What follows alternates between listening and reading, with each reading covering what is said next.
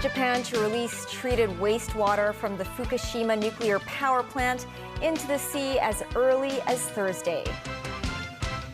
Hong Kong will ban the import of aquatic products from 10 Japanese prefectures or metropolis starting on Thursday. And Thailand's fugitive former premier Thaksin Shinawatra returns from self-exile and is taken to jail.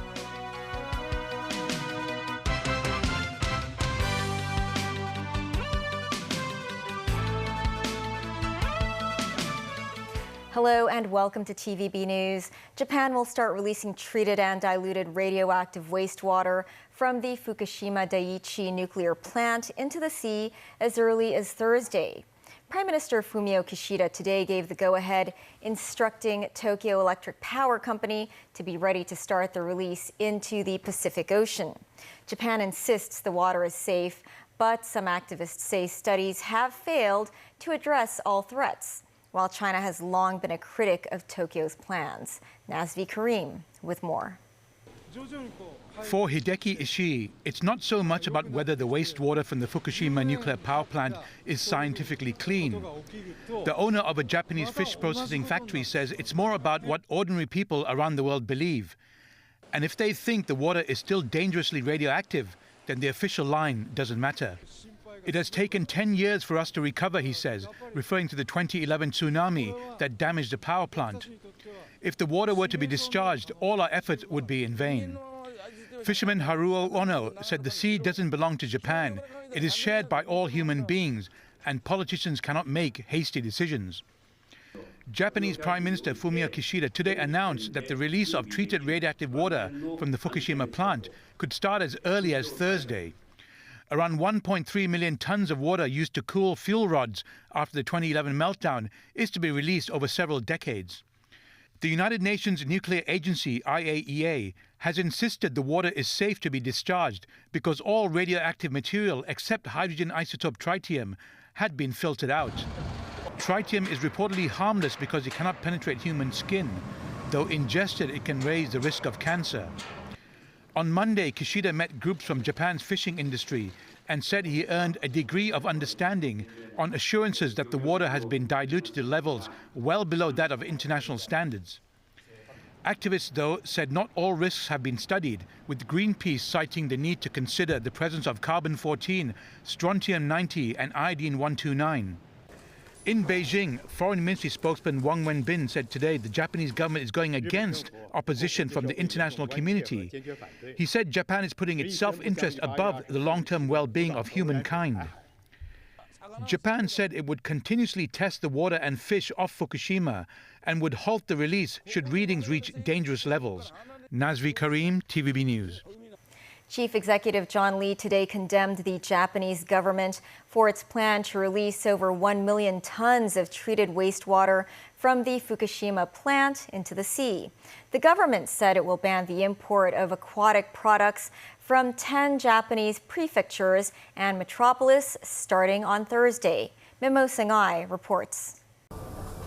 With Japan's decision to discharge treated nuclear wastewater from the Fukushima nuclear power plant to the ocean, the SAR government announced countermeasures to ban the import of Japanese seafood. All aquatic imports, including live and frozen food items from 10 prefectures and metropolis, including Fukushima and Tokyo, will be banned. Non-seafood Fukushima products such as vegetables and fruit will also be prohibited.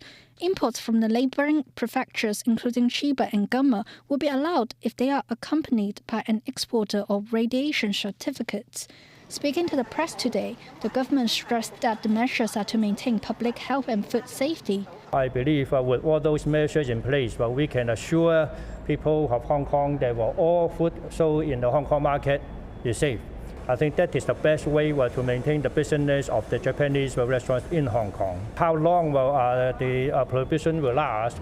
Actually, it depends on the data and information we can collect it, and as well as provided by the Japanese government after the discharge. It includes, of course, the radioactive levels and also the monitoring and management system of the Japanese government. Some Hong Kong Japanese food lovers, meanwhile, said they would reduce consumption of Japanese products once the country has released the wastewater.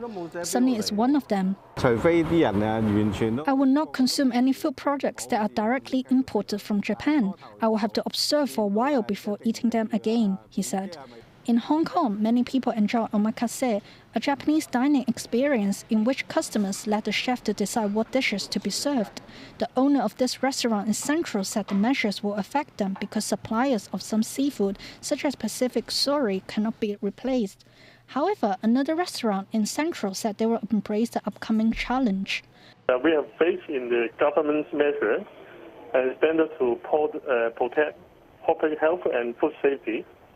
And we will try to use other suppliers for our food and reduce the usage of coating products for insistence to use suppliers outside of Japan.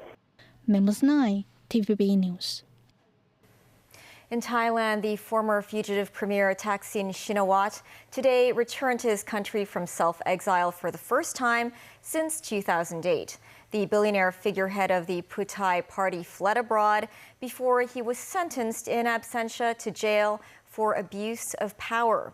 Today, he was greeted by supporters as he emerged from the airport before being driven to the Supreme Court and then prison. This as Thai lawmakers are due to vote on the same day on a Thaksin-backed prime minister candidate. Tracy Furness reports.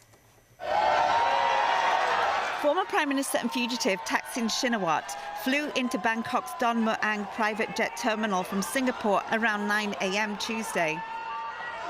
As he emerged from the terminal building, he paid respects to a portrait of Thailand's king and queen, then appeared briefly with family members, smiling and waving to hundreds of supporters who came out to greet him.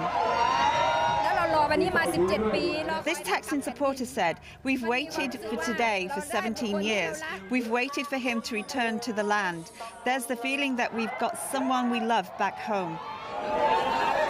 Thaksin's arrival came as the lower house, a military-appointed Senate, convenes ahead of a vote on Prime Minister candidate Sharon Thaksin, who was thrust into politics by putai a few months ago. Some analysts believe Thaksin is making a move back into politics as the opposition Move Forward coalition that won the popular vote has been blocked by conservative lawmakers, leaving putai leading a new effort. He's been away since 2008, so 15 years.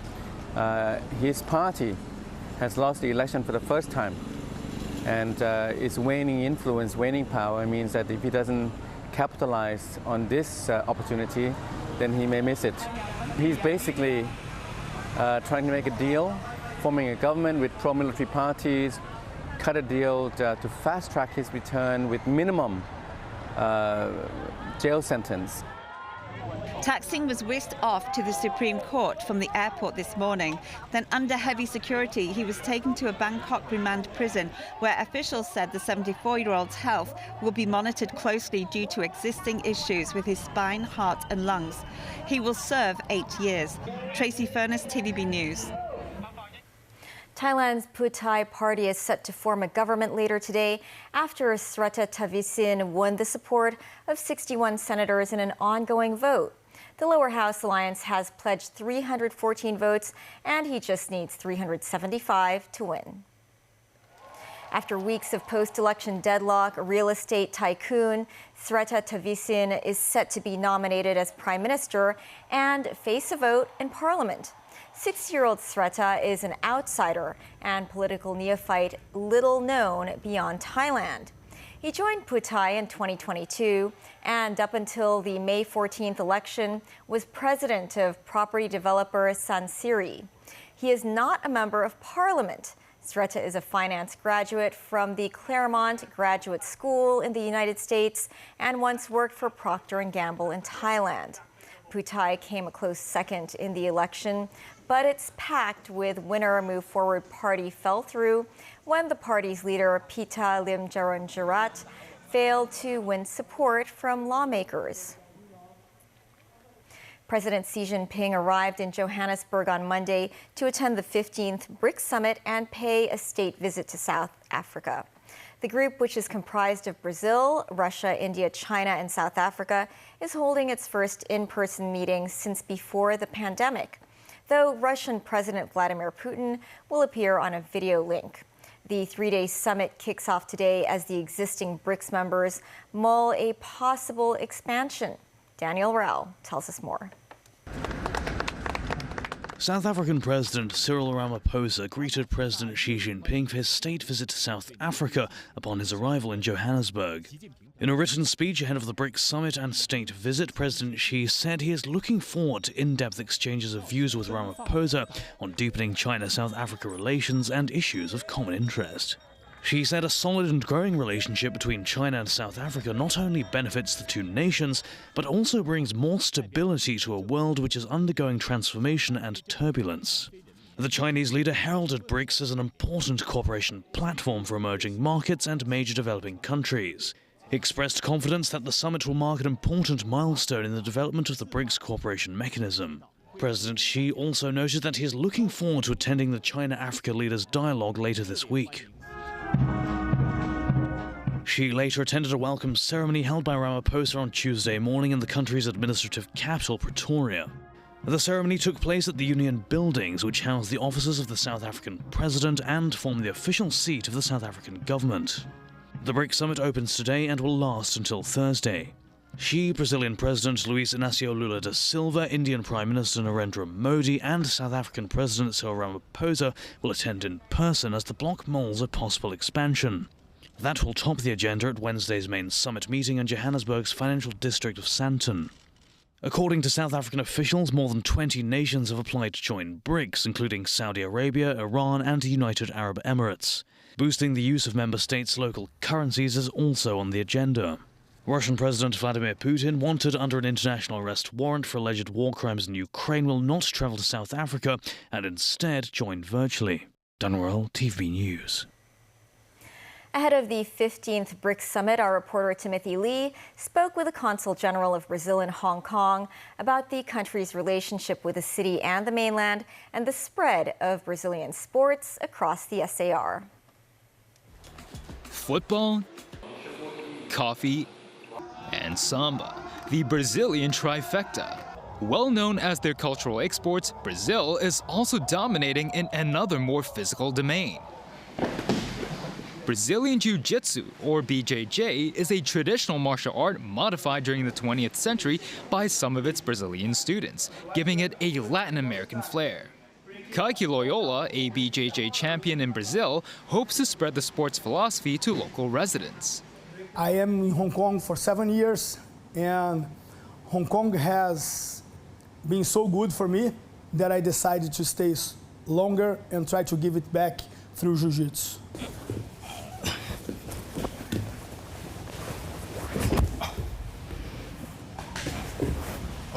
This move is known as Jujigatame, also known as the armbar submission, a move characteristic of Brazilian Jiu-Jitsu. Kaique said he wishes the combat sport would gradually gain momentum across Hong Kong and the Greater China region. With the GDP around 8% of BRICS' total economy, Brazil is South America's largest economic power. Since the start of President Lula da Silva's presidency, Brazil has also seen a pivot towards Beijing. Brazilian Consul General Manuel Inocencio de Lacerda Santos Jr. said his country is pursuing closer economic ties with the mainland and Hong Kong. Hong Kong has always been very important. It's always been a gateway for Brazilian products to China, especially animal protein. The Consul General also commented on the upcoming BRICS summit. Our president has already stated that he is very open to the possibility of having new members. He said Brazil enjoys good relations with other members of BRICS. There are so many good things in common that can be further exploited. Better still, discovering new areas in which this cooperation can be further enhanced. The consulate estimates at least 800 Brazilian nationals currently reside in the city. The Brazilian consulate in Hong Kong is hosting its Independence Day celebrations on the 4th of September. Several top Hong Kong officials and businessmen have been invited to the special event, as the consulate is doubling its effort to boost Brazil's ties with Hong Kong. Timothy Lee, TVB News. And still ahead, and locally, the government's municipal solid waste charging scheme, one step closer to implementation.